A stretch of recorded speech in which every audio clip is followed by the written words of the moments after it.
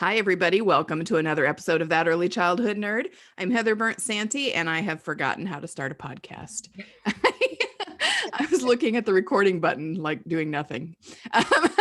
So welcome. Today I have the lovely and talented Lisa Murphy. Hello, good morning. And the lovely and talented Dan Hodgins. Hi there. Good morning. And we're going to talk about bullying in early childhood because it seems like for some reason it's popped up on social media in a few different places.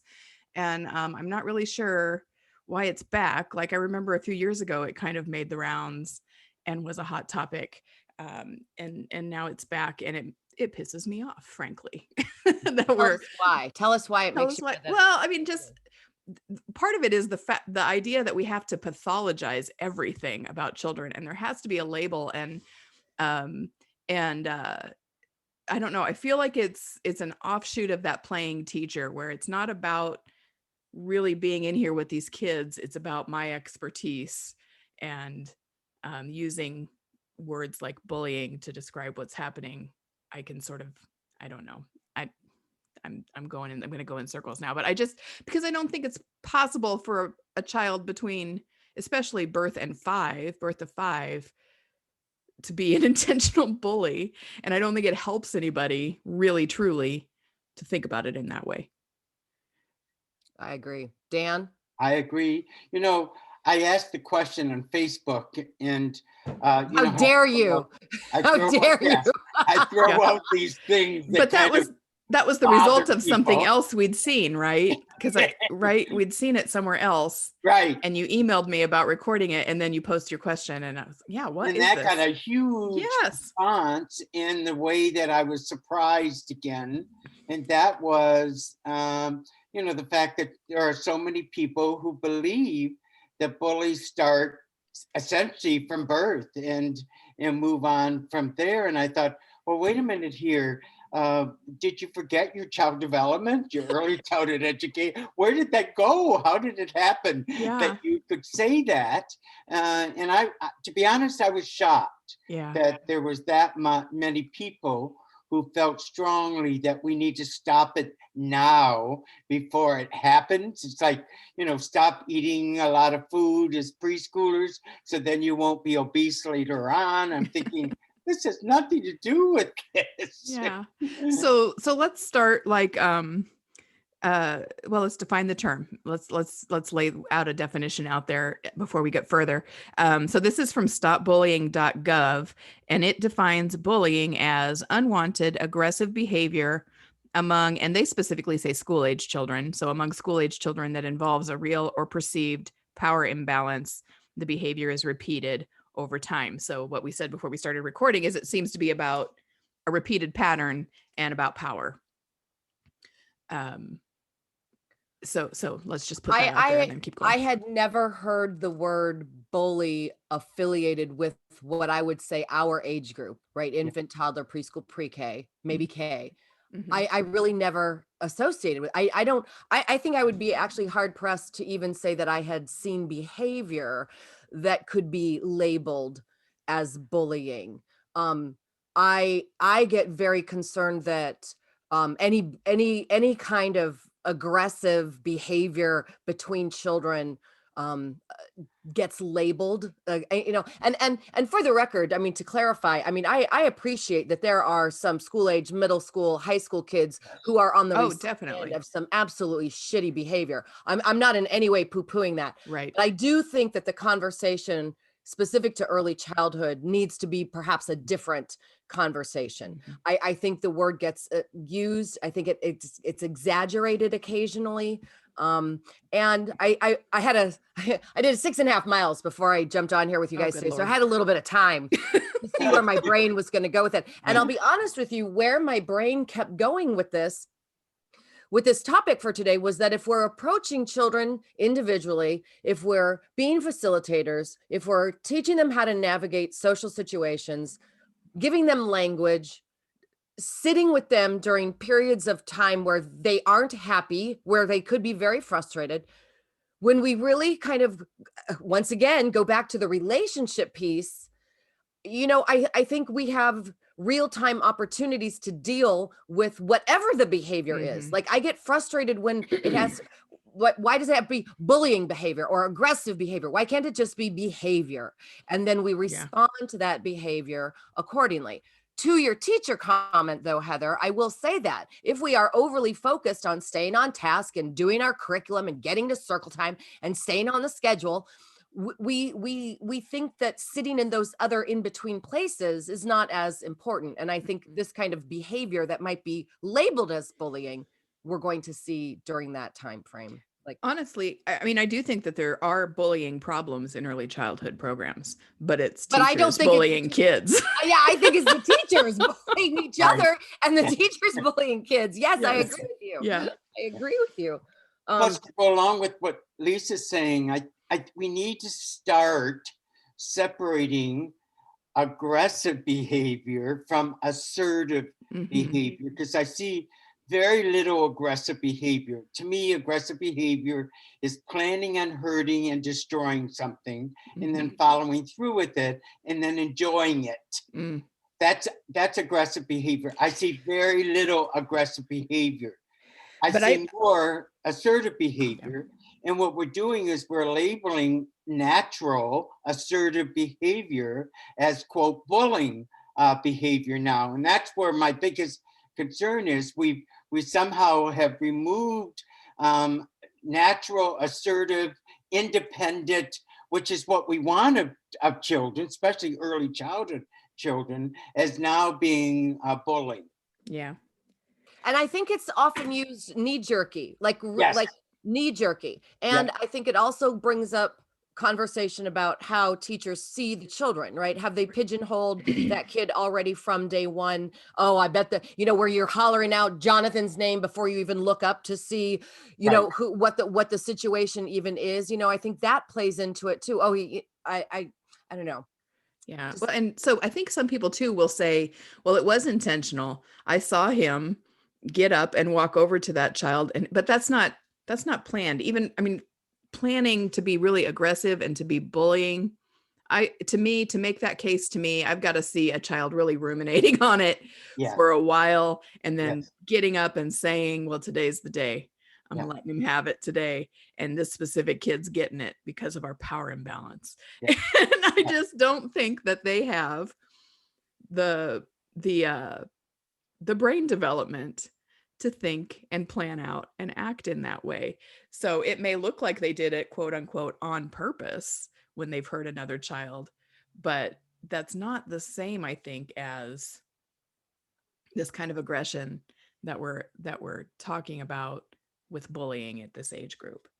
What would be interesting is if we had a call-in panel right now, if everybody could give us an example of what maybe in their experience they would label as bullying in with the younger right age. So we could talk through each of those kinds of things, because I think too and I think this comes out especially in biting with toddlers. There is one kid who tends to be the one who's getting bitten. So, and sometimes there is sort of a pair. This is the bite. This is the one doing the biting. This is the one being bitten. But I don't chalk that up to, and I have not seen, and I've been doing this for 30 years. We've all been doing this long enough to say we have a good set of data, anecdotal data. In that case, I think it's more often the case that they're in the same area of the room because they have the same interests, and then they have those breakdowns in their skills interacting with each other or handling big feelings. And so there's that behavior that we call bullying. And because it's always the same two kids, well, then it really must be bullying because it's a recognized victim and a recognized bully. Even if there were bullies, let's say give the idea that there are bullies in early childhood. Why would we want to focus on the bully? We should be focusing on the victim, because you don't have bullies unless you have an audience, right? Would we all agree on that you really don't have a bully unless you have an audience, kind of thing? So why would we want to support the bully's behavior? We should be going to the audience and looking at doing our natural kinds of things. Tell him that you don't want his hand in your eyeball, kind of thing. Which is not the same as victim blaming, because I hear people's wheels clicking on that too. Right. It's not the same as victim blaming. It's, well, let's figure out what skills each of these kids need to do better next time. Yes. And so I worry that even if there were bullies, that we're focusing on the wrong strategies to use. I mean, I just did a major workshop, and people were talking about children who were saying, I don't like you anymore, you can't be my friend, Yeah. as bullying. Yeah. And I'm thinking, wait a minute, there are people I don't like. Yes. I might not tell them, but I learned that as an adult. Yeah. I didn't learn that as an early And childhood person. I saw that on social media too, Dan. So Yeah. maybe that person who posted that on a different group was in your Right. session, and that's why she posted it. I don't know. Yeah. Well, and I think also now we're going to channel Tamar Jacobson for a minute here. Okay. How many of us maybe get frustrated by behaviors that we see in children because of how, you know, we have unfinished business. Yes. My favorite psychology professor used to say your psychic chickens come home to roost in your marriage. I love that. I love it. Isn't that beautiful? And I would say the same thing with teaching, is your psychic chickens come home to roost. Who said that? Okay, never mind. A psych professor. Okay. Sorry. But it's so true. It is. You didn't even know that was something that bugged you, or you had some unfinished business, or maybe you were bullied, or you were pushed around or teased or whatever. Yeah. And so now it's carrying over. So of course you potentially have an overreaction to certain behaviors that we see in the classroom. So that reminds me, and I screenshotted it because I wanted to keep thinking about it. And this was on your post, I think, Dan, but Mike Huber commented. Yes. And he said, it's the acceptable term for mean. It's expected behavior from adults who feel powerless to use terms like bullying, but it shouldn't be accepted. So, I mean, there's two things I like about that. We are, as I say all the time, very good at euphemisms. We change the name, but we don't change the game. Exactly. Yeah. So we call it bullying and we think that makes it better, but we're really still talking about mean kids or bad kids. But also this idea that adults feel powerless, so they use the term bullying. I wanted to hear what you guys thought about that. I think I would agree with that. I'm finding myself at a loss for explaining why. Yeah. So I think this is maybe I did too. That's why I made you talk first, but I think maybe I have something to say now. So I think it goes back to the reason that gimmicks are so powerful. You go to a conference and there's a workshop that promises you a product that's going to help you with the behavior problems in your room, and you're feeling powerless to deal with these, and I'm quote unquote behavior problems. That's not something I usually say about, if I'm just talking about me and my practice. So giving it a term like bullying, well, now I can look up bullying. Well, now I have a direction to go. There's a bajillion elementary school anti-bullying programs that I can use in my preschool now. So maybe that's where that. Well, yeah, go back to what Dan said too about the audience. If we didn't have an audience for that, then we wouldn't have products that we would have to sell. That's what I mean. And maybe it's because of this feeling of powerlessness, because they've not ever really been given tools or views or lenses to really work with what we see as this problem with children. But I'll go grab that Band-Aid because it was buy one, get one, and share one with my co-teacher. And now we have a bullying Band-Aid Right. as a metaphor, right? Yes, this $99 kit. But we would go back to the idea that young children are very egocentric in their behavior. And need to be. Right, which means that I don't recognize that others exist. I don't look at it as selfish at all. It's just what I don't recognize. You would have to have a skill to recognize that others exist to be a bully. Mm-hmm. If you're sure, me, yeah. Because you really can't intimidate, you can't give some falsehood, you can't recognize that somebody else might want to be your friend or not be your friend, unless you have those kind of social skills. And Lisa mentioned it earlier, relationship skills that would manifest itself. And that doesn't occur in early childhood. It occurs later on in development. Yeah. So I'll take a risk of people really getting pissed off at me and say, if you have a good, attuned, unconditional positive regard kind of relationship with a child, you would never think to use the word bully to describe that child. Ooh. I don't think, I mean, I'll stand with that. I'll just Okay. put that out there and I stand with think that. But I think, Heather, you could even make that even more general. I think the unconditional positive regard attitude from the adult towards the children would never use any of that labeling kind of, yeah.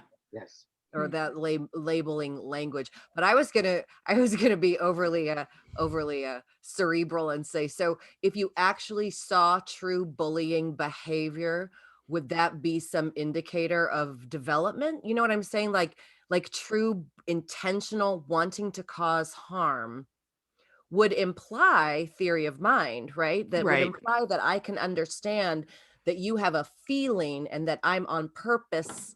I'm purposefully um making you feel a certain way. Hmm. I'm aware that I am being mean. Hmm. Yeah. And I mean, I also hear people now sort of pushing back as they listen and saying, well, of course some children have theory of mind. It's developing, it's emerging, it's not a consistent thing we can expect all the time. And the developmental task for them is to figure themselves out. And they have moments of taking other people's perspective, but to have that as an expectation for consistent behavior is I don't think unrealistic and you can't have that. inappropriate. Yeah. And so, yeah, if that's what we really saw, then we would be like, oh, their cognitive skills are really Out of are really a little bit ahead of the checklist.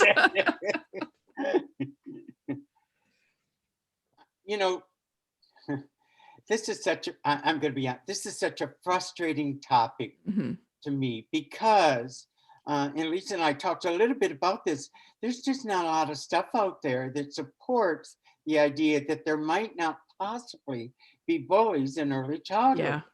It's swung to the area where, that there's lots of bullying and we need to do something about it early. Leo Topin said that if a child is placed in a failure experience, he or she will do anything to avoid that feeling. Mhm. And that means hurting someone or themselves at times.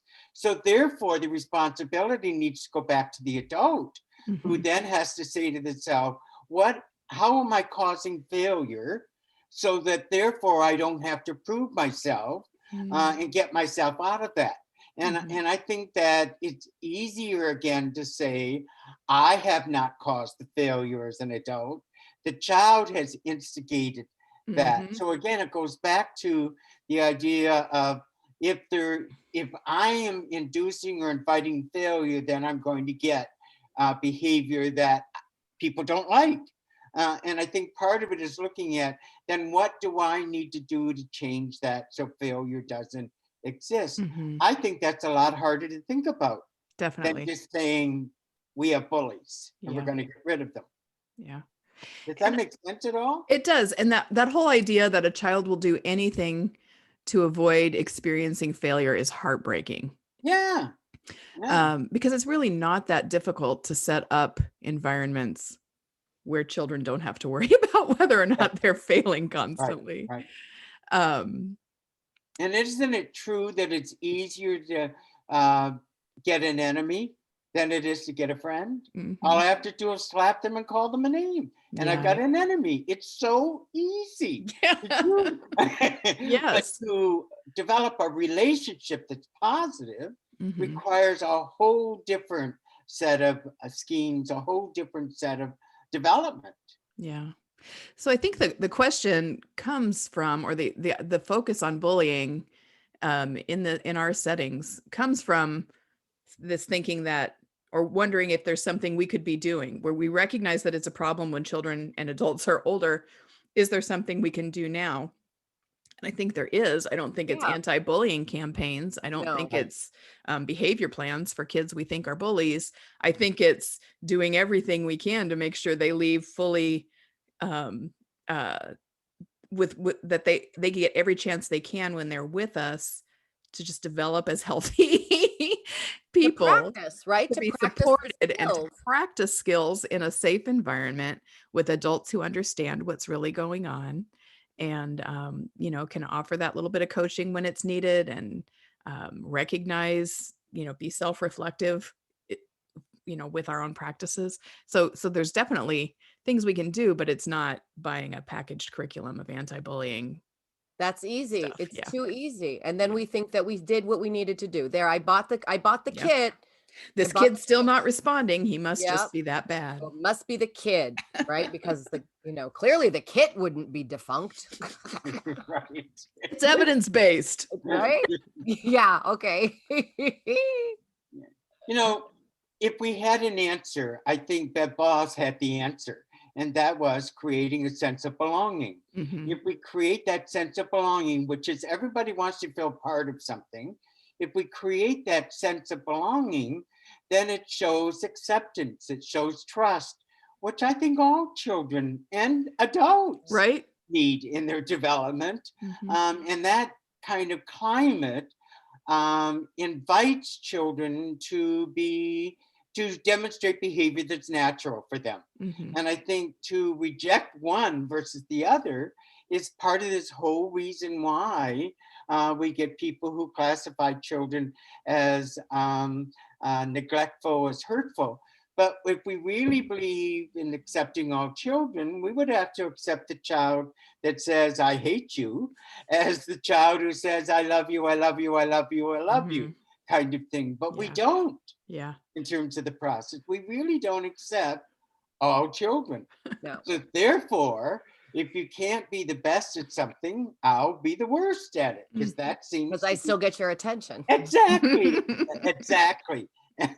In terms of approach. So, and I don't mean to make it sound easy, but it because creating a sense of belonging is not easy, Mhm. but it certainly, I think, is an answer versus buying the bully kit. Yeah. I think it's easy if we really believe that it's true. True. Where I think creating a sense of belonging in an early childhood environment, when that becomes troublesome, is when the adults have drunk the Kool-Aid and aren't willing to admit that they drunk the Kool-Aid, that the old controlling, rigid, stay on schedule, playing teacher, that if there is that place in your soul that that's what you think you really should be doing, then I think creating a sense of belonging is very challenging. But if Yes. you are 100% invested in relationships and being together and not worrying about the letter of the day, it becomes a lot easier. True. True. Yeah. So let's talk about things we can do to create a sense of belonging. How do we do it? Oh, you buy a poster and you put it on the wall You call everybody friends. and pat them on the head. Yeah, you do a theme of me, myself, and I. Yeah. Oh, But only in September. But only Right. in September. when we're all new. Yeah. Yeah. I mean, you just described the main thing for me, Lisa, and that is your own attitude and your own goal as a teacher, as an adult in that group of young children. But then I also think your view of the child is key. And you touched on that too, I think both of you. If we see them as either empty pitchers, dry sponges, or problems to be solved, then they already don't belong, right? You've already gone in and they don't belong in your system. If you're on your first day, you're thinking, well, I'm a teacher, so I fix kids, I change kids, rather than I'm a human and I'm about to spend some time with a bunch of other humans. And what do we all need? Mhm. Yeah, and I think this last week I did quite a few workshops, and one of the things that seemed to pop up, which you guys know this as presenters, like you start talking about like multiple days in a row and kind of touching on the same somewhat subject, and then all of a sudden the gig evolves on its own into something more beautiful and more Yes, magic. And, yeah. and one of the exciting things that has popped out is an acknowledgement that we evolve into becoming more comfortable with shedding some of those trappings. You know what I'm saying? That you have to, your first, second year of teaching, you're probably not. You're probably clinging hard to the anti-bullying kit that you got at the conference. But by year 5, 6, 7, especially if you've had the opportunity to be around people who are further down the path, Mhm. I think, evolving into being more comfortable with saying that creating a sense of belonging is my ultimate goal here, that I'm a facilitator within this space. I don't teach anybody anything. That's not my job. But anyway, that's just what I was going to say, that this could be something that gets easier as you get more, time in the game, so to speak. If you are a learner person, yeah. If you're reflecting on your practice on a regular basis. If you're not really, then it just stays the same. That's true. If you're blowing the dust off that box that says it's May now, blow the dust off the May box. I love the idea, Lisa, of shedding skin or shedding ideas or evolving and then moving forward in terms of that. I mean, that visual is a really good one in terms of looking at the beginning teacher who's saying, what the hell did I get myself into? And then as you evolve and grow and learn, hopefully, you shed some of that stuff and move into, I'm not so bad at this. Now I need to learn a little bit more to make myself feel comfortable. And I see that as an evolution process that needs to happen. Because we have people who say constantly, I accept all children, but by the way, they can't swear, they can't hit, they can't, a number of things. I accept all children as long as they ... Exactly. Do what I want. Yes. Yeah. And I think that happens because at the beginning, there are individuals, there are institutions, there are training sites that actually help adults develop that frame of mind at the beginning.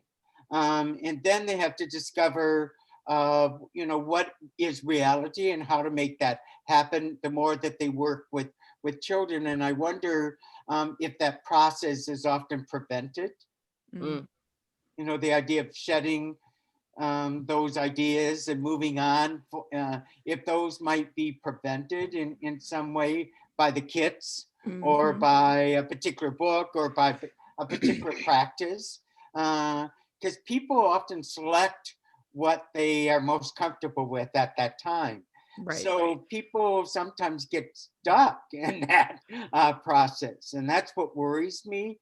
The bullying kit can get people stuck in terms of the process. And it's hard to get out of being stuck sometimes because it's more comfortable to stay there. I'm not saying it's right. It's just more comfortable to stay there. And that's my worry about bullying, is it's become comfortable to use a term, to use a practice that I know I don't have to shed. It's just easier to handle it that way. Right. And classify it. Even talking to family members about bullying, I'm thinking, no, don't do that. Yeah, that's where I wanted to go next is what about the parent or caregiver who picks up at the end of the day and is like, he keeps talking about so-and-so, and I really think that my son is being bullied or my daughter is being bullied. And we, like all those conversations, we have to be prepared to do no harm in those situations. It doesn't, right? It's a fine line, right? But it doesn't, what's being said without sounding like you're poo-pooing it, without escalating it, right? You have to walk a really fine line. My strategy has always been to get the deeper definition, right? Give me some more data. That's a big word. Wow. Thanks for letting me know. Let's get specific, paint me a clear picture so I can have a handle. Yeah, because I'm not criticizing that parent. I'm not saying that they're being unreasonable to use that language, because again, that's what's been sold to them. That's what's most familiar. And that's that protective urge. Of course, they want to figure that out. But we have to, then we have two sides to serve and figure out and navigate. I do the same thing. I start with the emotional side of the brain first. Always head towards that side of the brain that says, I can tell that this subject is really important to you. And then go into what Lisa's talking about. I need more information. Here's the data, because it would be a concern for us also. And this is how we're going to look at this together approach. So one doesn't exclude the other. essentially. But I think often we get sucked into, well, I'm worried that you're worried kind of thing. Yeah. And that's a high emotion conversation. Our Yeah. best brain's not going to be there yet. So that's an excellent time to say, could we do this on the phone? Could we do a Zoom call later? Right now I got to get coats on everybody else. Right, And right. or I need to process a little bit, and I'm happy to talk to you about this. Because that always like hijacks my amygdala, however you pronounce that word. And often the question has nothing to do with bullying. It has to do with, am I a good parent? Yeah. Right. Am I following through with that? You know, if you read the signals, Yeah. it then invites a different kind of a topic approach Yeah. to what it is you're saying. So, yeah. This is sort of related, but not really. It's just kind of a funny story. But I got an email a month or so ago from one of my preschool moms. And she was like, I just need to know what's happening. My daughter every night comes home and talks about the fighting with this kid, Alex. And she says they hit each other all the time. And then they end up in timeout and they're both crying. And she was like, she's mentioned Alex several times. So I'm sure that part of it's real. And I was like, we don't have anyone named Alec. We never use timeout. And I've never seen her act in any way like that. Oh God, I love that. And her mom was like, oh yeah, her imagination has been pretty active lately. I love that stuff. Where they have the whole class convinced they have a brother named Marty, you know, and there's Marty. You know, the other kids were like, where's Marty? Like we were at a family picnic. Where's Marty? And the mom's like, Marty. And he's like, oh, yeah, your brother Marty. You don't have a brother named Marty. In my head, I do. All right. That was fun. Did I derail everything? That's okay. Ooh, what else is on your mind with this one, Dan? Because I know you're the one. If attachment, because I think, you know, James Garbarino's done all of the game research. He indicates, you know, again, you have to create that climate where a child feels a part of. And if they don't find it, they continue searching for it. And if they still don't find it, they create their own. And sometimes their own isn't necessarily what people want as they get older. I'm not talking about childhood. But again, you know, and he indicates that, you know, children have to develop attachment by the time they're 5 or they never will. When I first heard that, I thought, no, that's not true. But then what he's really saying again is that we really want to form that sense of relationship building early so that children can feel successful and continue on with their development. That makes sense to me. But when we use the term bullying, we're actually not forming a sense of attachment. We're forming a sense of isolation in terms of that. Right. Process. Just with our language, we've pushed that child out of the community that we say we're really working to develop. So if that's true, Heather, and I believe it is, that we're pushing children out of that community, I'm going to do everything possible to get back in that community. And the best way to do that is to probably do behavior, quote, that's the worst. Yeah. It's recognizable immediately by everybody. Yeah. But, you know, suggesting that what that child is doing is not bad, that is natural in terms of the process, is more difficult for people to accept. Yeah. And therefore attachment's more difficult to attain. Exactly. Because then we have all kinds of repair we have to do. Yes. Before we get into the actual work of relationship building, we have to repair the ruptures that are there. And that's hard work. Well, if our head is so far in the sand that we actually think the kids don't realize that we are, you know, they know you don't like them. They know that you're frustrated with, they know that, you know, just because they're 2, 3, 4, you know, we forget sometimes that we're animals and you got that limbic resonance. You walk in, you can tell when somebody's got that weird vibe for you. You can feel it and we forget. Yep. Yes. That's an evolutionary fight for survival that we don't give enough credit to, I think. So rather than thinking, if people would stop looking at how to not have bullies or quote bully behavior and move into a reflective framework of what can I do to create that sense of belonging, then they would not have to worry about the bullying topic. And I think it sounds an easy solution.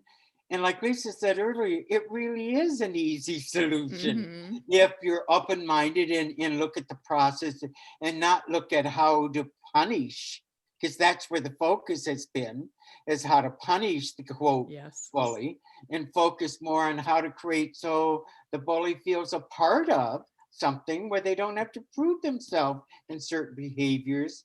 To me, is much more thoughtful and preventing I was whatever just it is gonna that they say, want. Yeah, that's preventative. Exactly. That's why then you don't have bullies in middle school, Right. because you grew up in this kind of a educational space. Right, right, right. Also, if we told teachers they weren't allowed to, preschool people, that they weren't allowed to use that word anymore. Yes. Sometimes you see what you want to see. You know, Right. I have that new kit that I want to use, so therefore I must find some behavior that needs the kit. Yes. Yeah. Yes. Yeah. I've had times when, I mean, that's just it. I've told teachers, you can't use these words about this child anymore, whether it was bullying or mean or aggressive or disrespectful, all those things. And at one point I had a teacher who was really struggling. We were sitting in my office and I said, let's make a list of 5 things that you think the child is good at or that you like about the child. And sometimes that's really a struggle for the ones who are in the middle of that. So we'd get this list of 4 or 5 words. And then I'd say, what can you think about your day? And in your day with that child, where could you honor those 5 things? Like, how could you be intentional about meeting him in the block area when that's what he's good at, or having the conversation about whatever the conversation, you know, whatever his really hot topic is, and be intentional 5 times a day about those things. And it's hard work, but I mean, sometimes that's the only way to get people out of that that negative relationship. And honestly, I don't think teachers want to be in that either. I don't think they want to think about children in that way, or that they feel good about any of that experience, but they just sometimes are so stuck not knowing how to get out of it, and we throw the bullying word on it, and we don't have to try as hard to get out of it now, because this is just It's not me. This is just a cultural problem, and we're seeing it all over, and there's really not much I know how to do with it. We're really avoiding, Heather, I agree with you, but there are teachers, and I'm going to be saying something that's not going to be like shock. Yeah. There are teachers who really have selected this field to be power over people. Oh, yeah. And so therefore, and again, I'm not suggesting there's a lot, although I'm worried that we're moving in the direction where it's just easier to allow people who are power over people to be in the field. Yeah. But I think if you're a power over person, you're going to use bullying as a factor in your approach with kids. It's just looking at, I'm going to be I'm going to make so that I'm the powerful one and you're not, by golly. I'm going to make sure, damn it, that you're not going to be able to do this. So part of it is labeling a child bully, because that makes the adult feel better about their approach. I was just going to say, though, do you think that those folks are really happy and enjoying their job? I mean, that's what I mean. Like, I don't know that anyone who has that mindset goes home feeling, I don't know.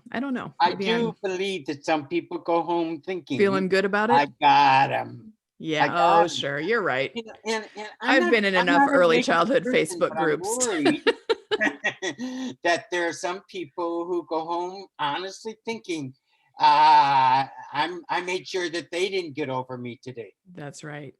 Right. Or telling a story about how they made a child really unhappy. Like, this isn't early childhood, but 6th grade, I went to a parent teacher conference for my son, and his shop teacher was telling me the story of how he made Curtis cry. Like, I was going to think it was a funny joke. Exactly. And yes. I did not think it was a funny joke, and he didn't try that again.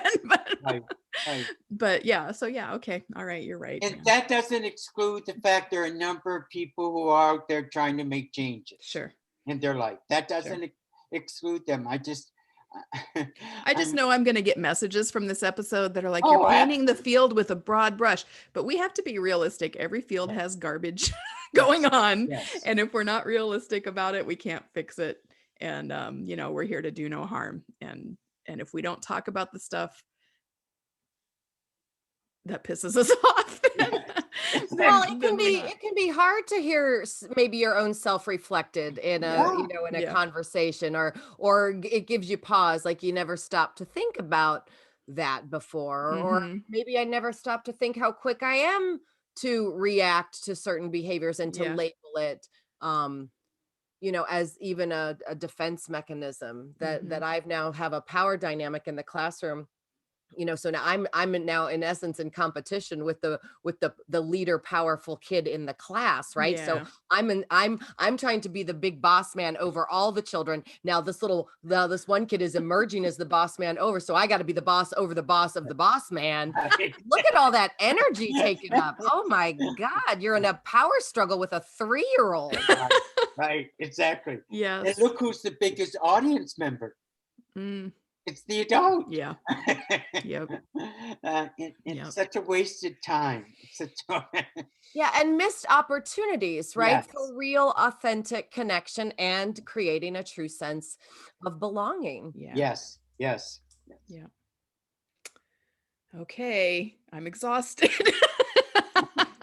I remember 100 years ago, I Ugh. mean, Dan, like many topics, Dan kind of opened my eyes that first time that I ever, you know, I heard you at some point say, you know, you can't have a bully if you don't have a victim. Right. Mhm. And I was like, ooh, Yeah. and that's so true. So it was at that point where I started to really pay attention to the power dynamics that were happening in the classroom. And I mean, and I riff about this now in many of my own workshops, but as you know, with the characters, and what I'll say now is that it's like an unbalanced chemistry equation, right? All the power is on one side. So we're not empowering the one kid by fighting her battles for her, nor are we modeling how to be a part of a group if we just put the other kid, the instigator, in a timeout. Mhm. So, but then that goes back to what I kind of started by saying, is that you got to be willing to sit in that spot Mhm. and not be in a hurry to get to resolution. Yes. Right? Yes. How do I teach them? How do I stand on the side, not being disengaged, but assisting the children in navigating Mhm. this, giving them the tools they need, maybe some coaching, but not feeling that I have to be the boss of it being over, like sitting in Yeah. the muck. And that can be very unsettling Yeah. Yes. Yeah. to let it Especially, take its own time. yes. Yeah. And I think it taking the time to observe what's going on, Mhm. to me, is more powerful than jumping in Yes. and trying to solve it. Because teacher Tom always talks about people who say, I keep trying and trying and trying and nothing changes. And of course he says, then stop trying.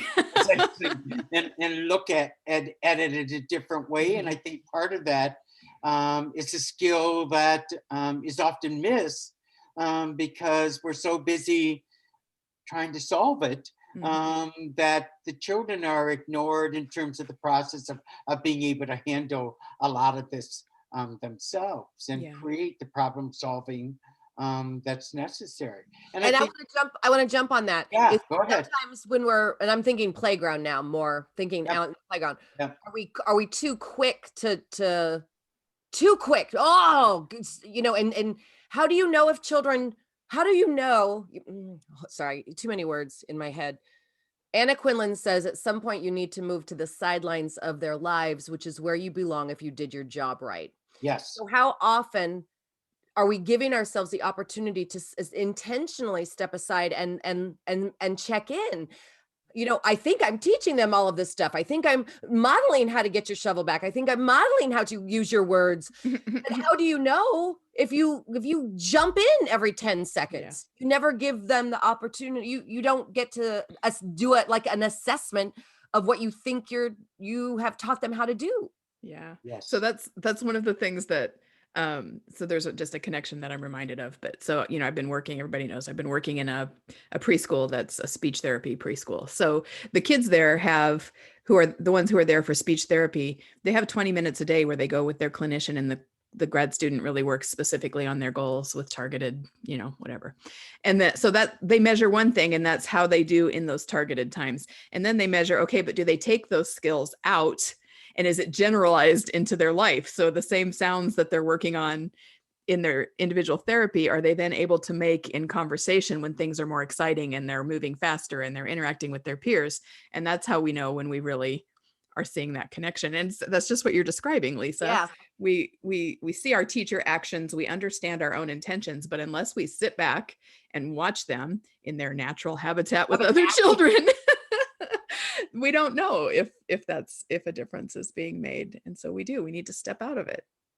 Yeah. Yeah. And, we overreact. I think one of the blessings of my own childhood was that there was 5 of us, and my mom did family childcare, and so we weren't under a microscope, and you did have to figure some things out. But if you're looking at absolutely everything, that one, kind of smack of get out of my way gets like escalated into some teacher like, we don't hit our friends at school. And you're like, my God, I wasn't hitting anybody. I was pushing her out of the way because I needed to get to the duck,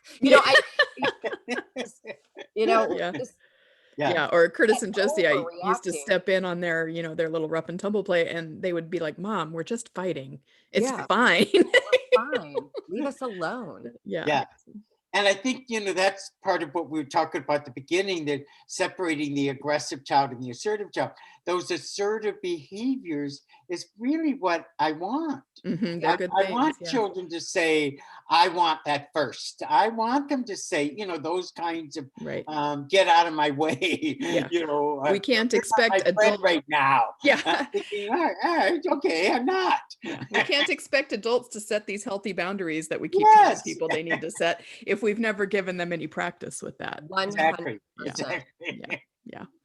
Yikes. And well, we're about we want that when they're older. Yeah. As parents, family members, we want children to be independent, assertive, but for some reason we think that in early childhood, maybe not. Yeah. We want you to be those things, but don't start until you're 7. Exactly.